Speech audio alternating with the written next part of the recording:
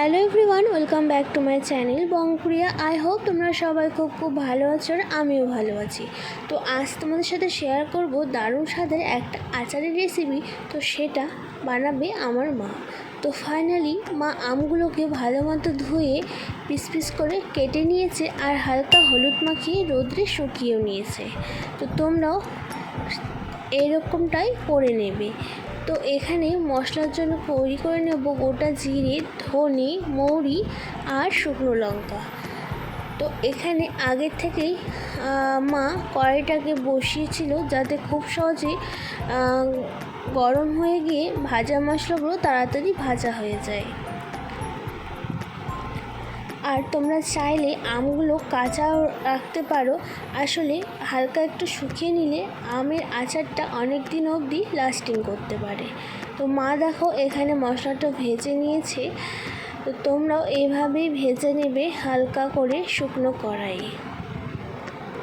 তো আগে থেকে তেলটা গরম করে রেখেছিল আর তার মধ্যে দিয়ে দিল গোটা পাঁচফোড়ন।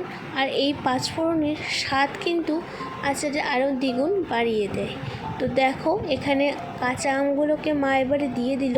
যেহেতু হালকা একটু শুকিয়েছিল ওই জন্য কাঁচা ভাবটা থেকে গেছে। তো সবুজ কালার দেখিয়ে বুঝতেই পারছো যে কাঁচা। আর এইভাবে আমটাকে তেলের মধ্যে ভেজে নিতে হবে আর মশলাটা এইভাবে গুঁড়ো করে নিতে হবে।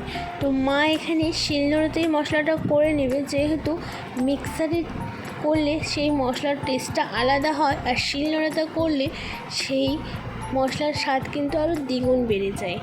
ওই জন্য মা কিন্তু শিলনোড়াতেই মশলাটা করে নিল। তো এখানে দেখো আমগুলো ভালো মতো ভাজা হয়ে গেছে। এবারে দিয়ে দিতে হবে সেই আমের মধ্যে গুড়। গুড়টা দিয়ে দেবো, যেহেতু আচারটা হবে টক ঝাল মিষ্টি ওই জন্য এখানে গুড়টাও দিয়ে দিতে হবে। আর গুড়টা যতক্ষণ না আমের সাথে মিশে যাবে ততক্ষণ এইভাবেই নাড়াচাড়া করে নিতে হবে।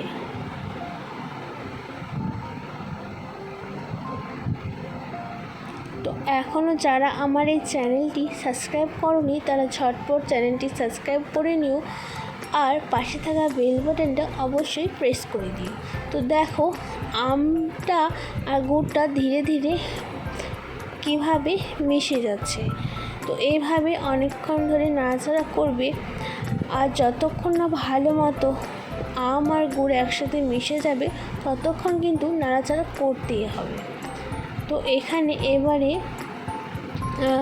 ভেজে রাখা যে ভাজা মশলাটা ছিল সেটা এবারে দিয়ে দেব। আর এটা দিয়ে দেওয়ার পরেও এবারে এখানে এটা নাড়াচাড়া করে নেব। তো এইভাবে নাড়াচাড়া করে কিছুক্ষণ আবারও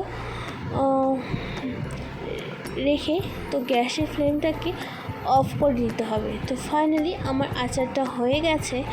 আর আচারটা ঠান্ডা হয়ে গেলে এবারে সেটা কাঁচের জারে ভরে নিতে হবে। তো কাঁচের জারে ভরে নিলে আচার কিন্তু অনেক দিন অবধি লাস্টিং করে।